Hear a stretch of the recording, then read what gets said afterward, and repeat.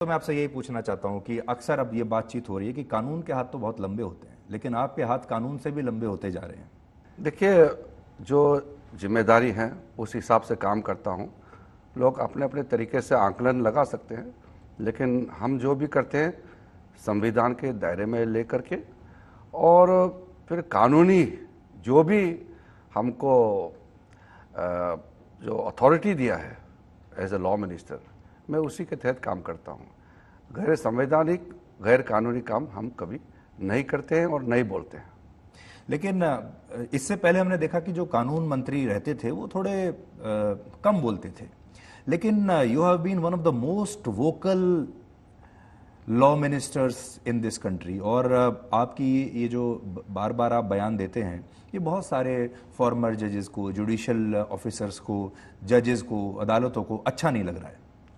देखिए, इसमें थोड़ा सा मिस इंटरप्रिटेशन भी हुआ है और मिस अंडरस्टैंडिंग भी हुआ है। जब मैं लॉ एंड जस्टिस मंत्री बना तो उस समय आपने देखा होगा जजेस को अपॉइंटमेंट को लेकर के हमने कुछ भी नहीं कहा, लेकिन सुप्रीम कोर्ट के एक बेंच में इस मैटर को लेकर के, जजेस का जो अपॉइंटमेंट होते हैं उसको लेकर के लगातार टिप्पणी आते रहे। तो एक समय तो ऐसा होगा कि लगता था कि सरकार जजेस का अपॉइंटमेंट का सारा फाइल्स रोक के रखा है, क्योंकि हम क्लैरिफिकेशन नहीं दे रहे थे। और सुप्रीम कोर्ट से बार बार एक बेंच के थ्रू ये डायरेक्शन जा रहे थे और ऑब्जर्वेशंस दे रहे थे कि सरकार जल्दी क्लियर करे। तो जब ये 3-4 बार बेंच से जो टिप्पणी आई और मीडिया में उसका बड़ा विवाद बन गया कि सरकार नाम क्यों क्लियर नहीं कर रहे हैं, तब जाकर के मैंने साबरमती संवाद करके एक कार्यक्रम था, वहाँ मैंने पहले बार बोले कि संविधान के मुताबिक जजेस का अपॉइंटमेंट का प्रोसेस बिल्कुल क्लियरली लेट डाउन है और सरकार ही करते हैं। राष्ट्रपति जी उसका अथॉरिटी है अपॉइंटमेंट का, और चीफ जस्टिस ऑफ इंडिया को कंसल्ट किया जाता है, वो संविधान में क्लियर है। बाद में सुप्रीम कोर्ट ने अपने आप से इसको एक रूलिंग के तहत परिभाषा बदल दिया और कॉलेजियम सिस्टम क्रिएट किया। तो लोगों को जानकारी रहना आवश्यकता है, देश के लोगों को पता होना चाहिए कि संविधान में क्या लिखा है, बाद में सुप्रीम कोर्ट ने क्या बदलाव किया है। हालांकि संविधान को अगर छेड़छाड़ कर सकता है तो वो संसद ही कर सकते हैं, लेकिन इसमें सुप्रीम कोर्ट ने जो भी किया मैं उस पर नहीं जाता हूं डिटेल में। लेकिन मेरा कहने का अर्थ ये है कि जब बार बार सुप्रीम कोर्ट से टिप्पणी आई तो मैंने उसको क्लैरिफिकेशन दिया, और जब मुझे क्लैरिफिकेशन देने का नौबत आया तो फिर कई लोगों को अच्छा नहीं लगा। तो उन्होंने, जो कुछ कम लोग हैं, बहुत ही माइनॉरिटी मिनिस्क्यूल ग्रुप है जो सुप्रीम कोर्ट में सीनियर जजेस के हिसाब से काम करते हैं, या समाज में अलग अलग क्षेत्र में कुछ लोग ने इसको बड़ा चढ़ा करके मेरे खिलाफ में बातें कही कि ये लॉ मिनिस्टर जुडिशरी को अटैक कर रहे हैं। ये चीज़ मैं आपको पहले क्लियर करना चाहता हूँ। जुडिशियल ऑर्डर या जो भी जुडिशियल का फंक्शनिंग है उस पर हम कुछ नहीं कह रहे हैं। जजेस का अपॉइंटमेंट ये एडमिनिस्ट्रेटिव प्रोसेस है, और ये जुडिशरी और एग्जीक्यूटिव के बीच में अपॉइंटमेंट को लेकर के अगर डिफरेंसेस है, थोड़ा सा अगर विवाद भी है, तो उसको कन्फ्रंटेशन नहीं कहना चाहिए, क्योंकि हम जो भी कह रहे हैं संविधान के दायरे में जो लिखा हुआ है मैं उसी को कह रहा हूँ। जैसे हमारे प्रोग्राम का नाम ही है सीधी बात, तो मैं आपसे एक सीधा सवाल पूछता हूं और उम्मीद करूंगा कि आप सीधा ही जवाब देंगे। वो तो आप वैसे देते भी हैं। आपको लगता है कि जुडिशरी में एक लॉबी है जो आपके पीछे पड़ी है?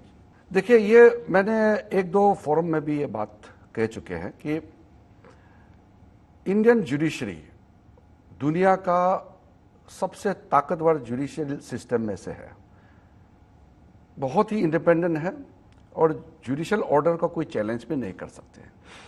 लेकिन लोकतंत्र में जुडिशरी को अगर मिसयूज करना चाहेंगे या जुडिशरी के ऊपर में कोई लांछन लगाएंगे या जुडिशरी को कब्जा करने का बात सोचेंगे, तो इसको सबको रजिस्ट करना चाहिए। तो मुझे लगता है कि कुछ लोग ऐसा है कि जुडिशरी को मिसयूज करने के लिए कोशिश करते रहते हैं।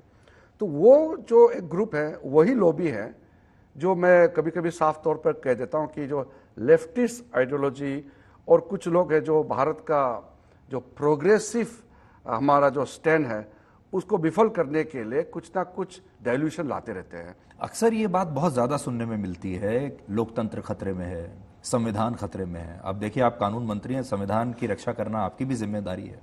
क्या वाकई संविधान खतरे में है? जो लोग संविधान को खतरे में है बताने वाला, वो पॉलिटिकली राजनीतिक रूप से उनका जो जमीन है पूरा खिसक गई है, जनता उसको रिजेक्ट कर रहे हैं। तो जनता उसको नहीं मानते हैं। अगर वो लोकतांत्रिक प्रक्रिया से चुन के नहीं आ सकते हैं तो इसके लिए वो सरकार को और संविधान को जिम्मेदारी ठहरने से कोई फायदा नहीं है। इसलिए मैं साफ शब्दों में कह रहा हूं कि लोकतंत्र और मजबूत हुई है, लेकिन उनके अस्तित्व खतरे में जरूर है जो लोग ये कहते हैं। और मुझे आपत्ति इस बात का है कि जुडिशरी को बार बार वो कहते हैं कि वो कमज़ोर हो गए हैं, लोकतंत्र ख़त्म हो गए हैं, जुडिशरी इंडिया में बिल्कुल ख़त्म हो चुके हैं। वो एक तरीके से भारत के लोकतंत्र, संविधान और जुडिशरी को ही वो डाउन कर रहे हैं।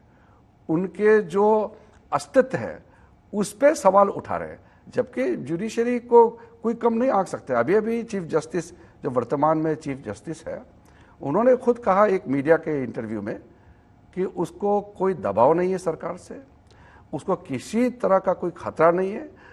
संविधान के मुताबिक सुप्रीम कोर्ट और बाकी हाई कोर्ट चल रहे हैं और जो बातें एलिगेशन लगाया जाता है उसमें कोई सच्चाई नहीं है। चीफ जस्टिस ने कुछ कहा है।